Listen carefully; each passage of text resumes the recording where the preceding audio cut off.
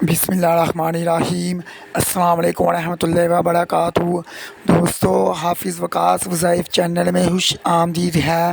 شادی کے بعد مرد اور خواتین کو اور ان کے گھر والوں کو جس چیز کا شدت سے انتظار ہوتا ہے کہ کس طرح خاتون کا حمل قرار پا جائے اور اللہ انہیں اولاد کی نعمت عطا فرمائے، اب یہ اولاد دینا اور نہ دینا یہ اللہ کے اختیار میں ہے۔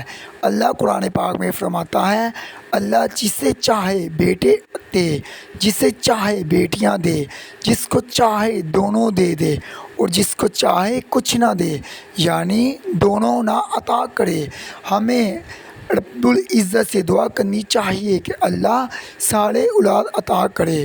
ابھی تک اگر آپ نے ہمارا چینل حافظ وقاص وظائف کو سبسکرائب نہیں کیا تو برائے مہربانی سبسکرائب کر لیں تاکہ آنے والی مزید ویڈیو آپ تمام بہن بھائیوں تک پہنچ سکے۔ شکریہ۔ اولاد سالیہ اللہ سے مانگنی چاہیے۔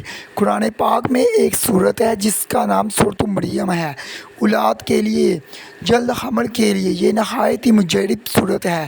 اس صورت کا اگر آپ ترجمہ دیکھیں اور اس کی شان نزول دیکھیں تو آپ کے سامنے یہ چیز آئے گی کہ اس صورت میں اللہ نے دو انبیاء کرام کی ولادت کا ذکر کیا ہے۔